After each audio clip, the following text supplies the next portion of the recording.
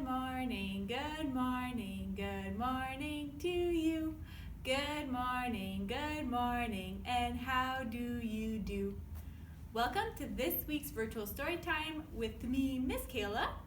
This week is a bit of a special story time, so it won't follow its usual format because I'll be talking about celebrations from around the world. So it is going to be a bit longer, but you'll be getting so much information because I really thought it was important, especially at this time of year, to go over what other people might be celebrating other than the holidays that we already know. So I'm going to get right into it because I'll be going through 4 celebrations. So these 4 celebrations all take part usually in November and December when it starts to get dark outside. And that's very important because you're going to see that these 4 celebrations all have that in common, is that while it's getting dark outside, all of these celebrations look toward the light, or lights, candles, festivals to celebrate light. So you'll see that that comes up over and over and over again. The 4 celebrations that we're going to see are Diwali, Hanukkah, Christmas, and then Kwanzaa. So you might already know some or all of these holidays. I know that I had to do some research. Not going to lie, I discovered some new things. So hopefully I can share my knowledge with you. So we're going to start with Diwali. So I'm going to go in order. So Diwali usually happens in November.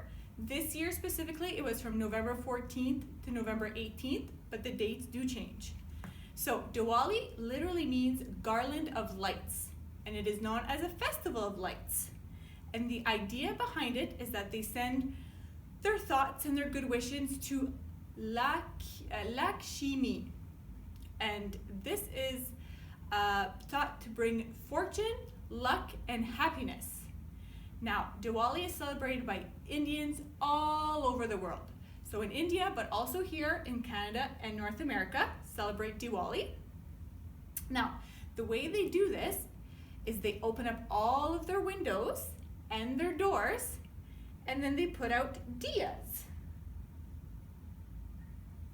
So diyas are little oil lamps, and they put as many as they can, and that they hope will bring in that fortune, luck, and happiness for the whole year to come. They also decorate a lot. It's called rangolis. I have a book and I'll show you exactly what that is, and lots of colorful flowers. And they put that all over their house because that also will bring good thoughts. They get together a lot with friends and family. They usually get dressed up in their best clothes. So here we have a pretty Diwali outfit. So you get dressed up in your best clothes and you meet with family and friends and you share gifts, which is usually sweet stuff. And then you dance and there's music. There's sometimes even parades where you can get to see lots of fireworks. So once again, all about light and things that are bright and things that make us happy. And that is the celebration of Diwali. So I have a great book to go with this holiday, and it's called Binny's Diwali, and it was written by 3D Ambigar, and it's illustrated by Nidhi Chanani. So these are all the diyas, and you can see them on the front page too, that they make garlands with the diyas.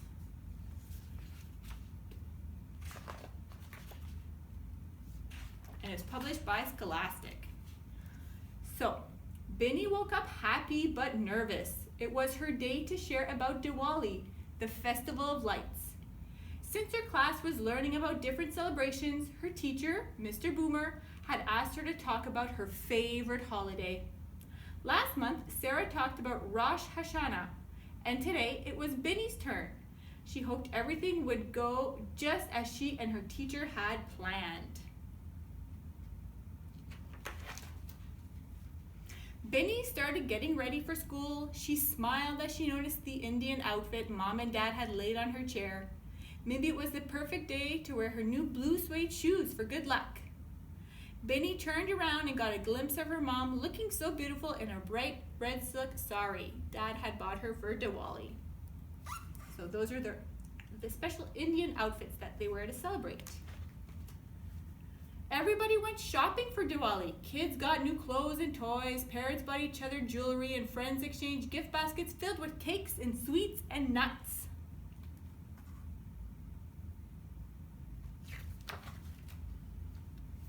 Wearing her new clothes, Benny ran downstairs for breakfast. Instead of cereal, Mom and Dad had a treat for her: warm jalebis, orange discs of sweetness that melted in her mouth when she bit into them, and soft, milky pedas that crumbled in her mouth and made her lick her lips. Dad quickly packed the rest for her class. May the words you speak today be as sweet as jalebis and as soft as pedas, he said.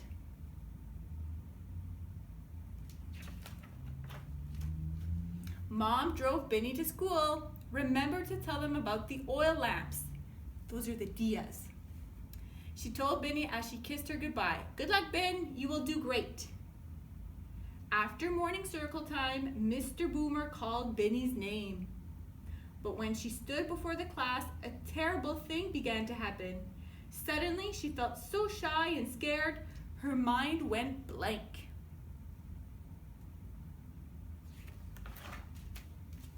Some children began to giggle, others fidgeted, not knowing what to do. Today is Diwali, Benny said nervously. Diwa who? Yelled Tommy. The teacher stood up and gave the sign for quiet. Benny did want to share her favorite holiday with her friends, but she couldn't find the words. Mr. Boomer put a kindly hand on her shoulder. Take a deep breath, he whispered. I know you can do this.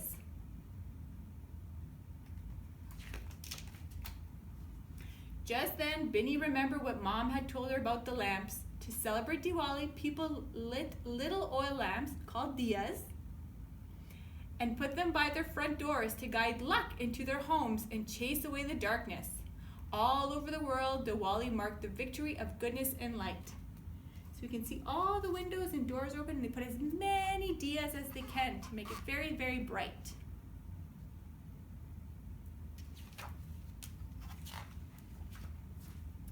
Benny now knew what to say. Diwali is the festival of lights. It is a Hindu holiday that lasts 5 days, and it celebrates the victory of goodness and hope.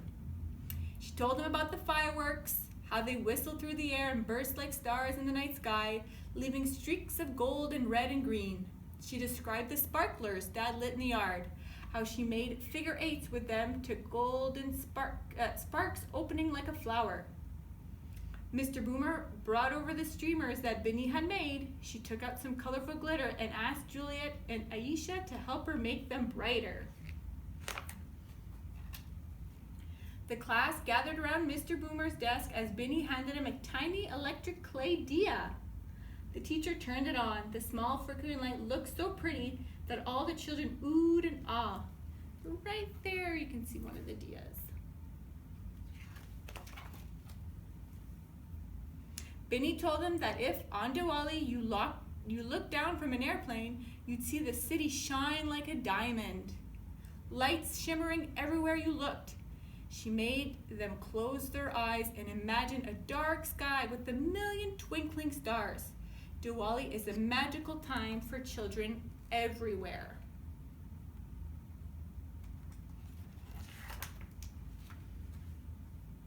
Benny had one more thing to show them, the best thing of all. She took out bags of colored powder, red, blue, yellow, purple, green, and orange, and sprinkled them onto the floor.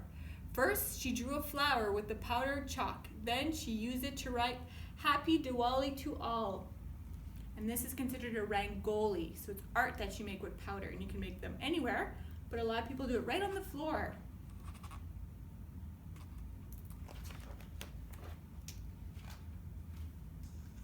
The children started clapping.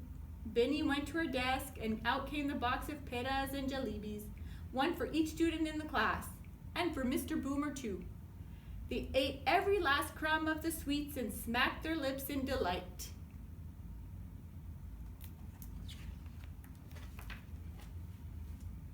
Romeo raised his hand. How many festivals are there in the world, he asked. Binny smiled. Thousands of them, she said, and they are all beautiful in their own way. Mr. Boomer leaned over to Binny and said, "Great job." She grinned from ear to ear. Binny walked home that day celebrating her own victory of goodness and light.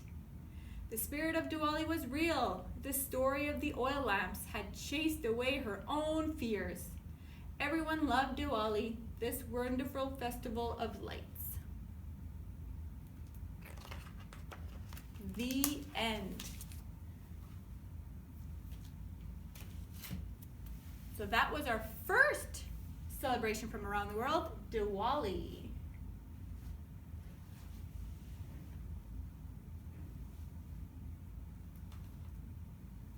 So next up we have Hanukkah. Now Hanukkah this year will be celebrated from December 10th, which means it'll be starting up very soon, until December 18th, but those dates can change as well. This is also called a festival of lights, and it's celebrated by people from the Jewish faith, once again, all over the world. The menorah, which is this candle holder with all the candles, was first lit up more than 2,000 years ago.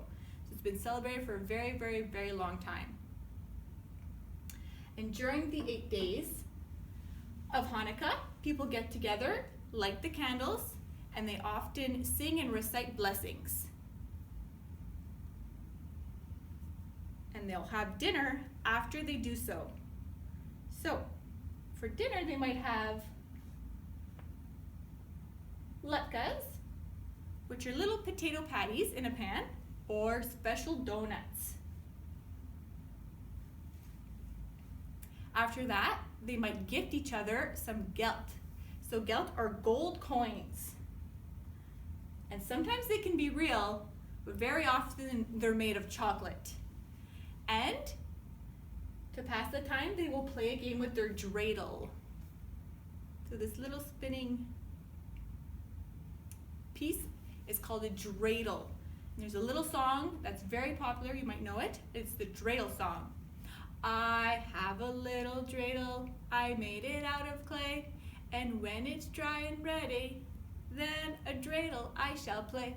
Oh dreidel, dreidel, dreidel, I made it out of clay. Oh dreidel, dreidel, dreidel, then a dreidel I shall play. And that is the special celebration of Hanukkah.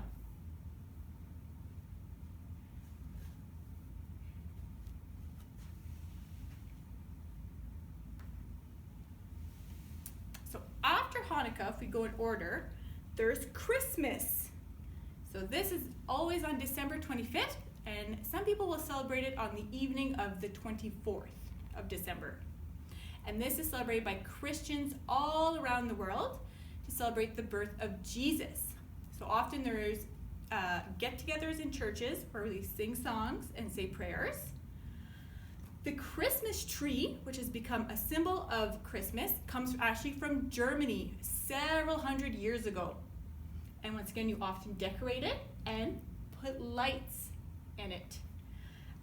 The star or angel on top is to signify the star and the angels that guided both Mary and the three wise men, once again, during the birth of Jesus Christ. Now, Christmas is interesting because it's no longer just celebrated by Christians all around the world. It's also part of Santa Claus. So Santa Claus will bring gifts to put under the well-decorated Christmas tree, and stockings are another popular Christmas item where gifts can be put into that as well. It's also a very popular time to send out cards. So if you want to say to anybody that you're thinking of them or to help others out in need, cards are a great way to send out a little thought. As you can see, the traditional colors of Christmas are red, green, and white. And often there will be big Christmas dinners. And that's when family and friends get together, and a typical Christmas dinner is turkey with lots of different desserts. So fruitcakes or logs. And that is Christmas. So to tie up those two holidays, I have a book that's called Daddy Christmas and Hanukkah Mama. And this was written by Selena Alco.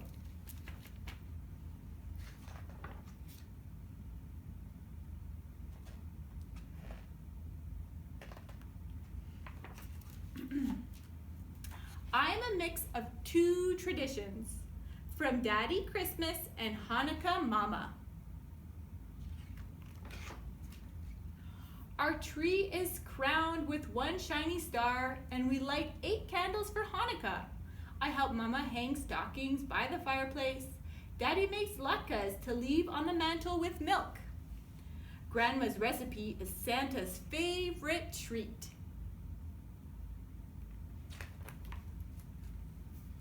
We decorate our home for the holidays. Mama scatters golden gelt under the tree. Daddy hooks candy canes on menorah branches.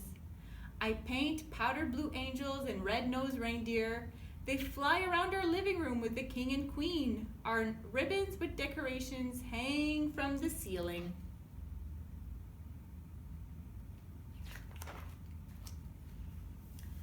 Songs for both Hanukkah and Christmas in hand, we carol to the neighbors about Maccabees and the manger. Dreidel, dreidel, dreidel in silent night, mixing music to bright smiles. I sing for both Daddy Christmas and Hanukkah Mama.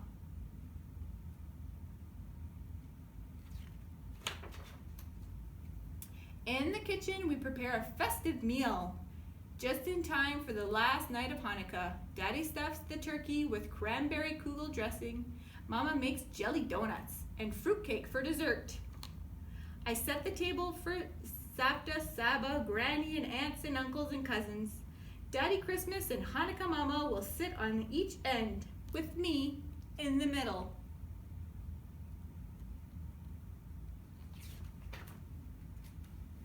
Watching snowflakes fall, we wait for family to arrive. Everyone passes under the mistletoe, kissing me, Hanukkah Mama and Daddy Christmas hello.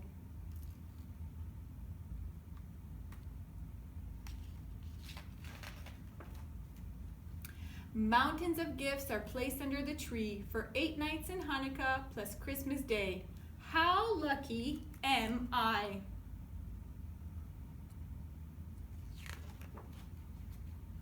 When dinner's done, the family gathers in the living room. Uncle Zachary recalls the miracle of the oil.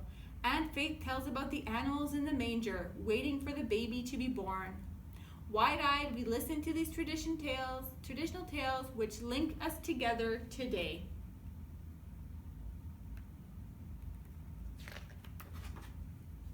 Christmas morning, I cannot wait to see what is underneath the tree. With mocha eggnog lattes, Hanukkah Mama and Daddy Christmas soon join me. Daddy plays mellow holiday jazz. Mama heats up leftover potato pancakes. We take turns giving each other a final gift.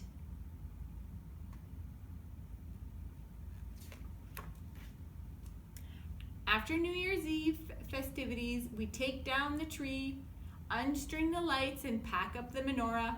I carefully place ornaments and dreidels inside a box. Decorations go into storage for next year.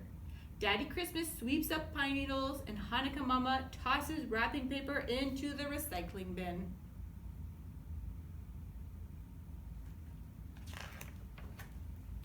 I look forward to a new year of celebrating all the other holidays following Hanukkah and Christmas with Daddy, Mommy, and me.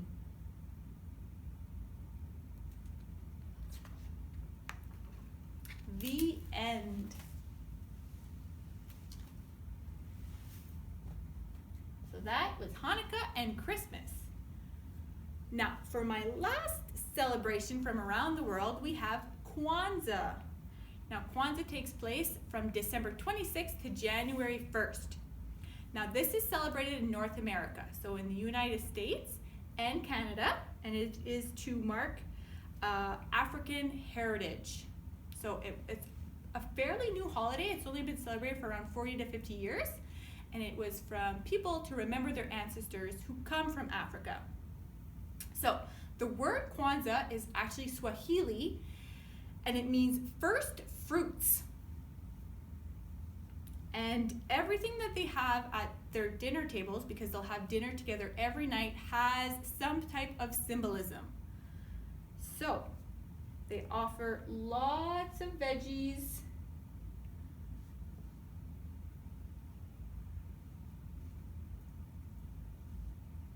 and fruits, and that represents all the collective work and the harvest. Then they'll often have corn, because corn represents the children who are the hope and the future. They also have candles, and this is called a kinara, and their candles, so the kinara, represents all the first African men and women, and then their candles, and there's 7 of them,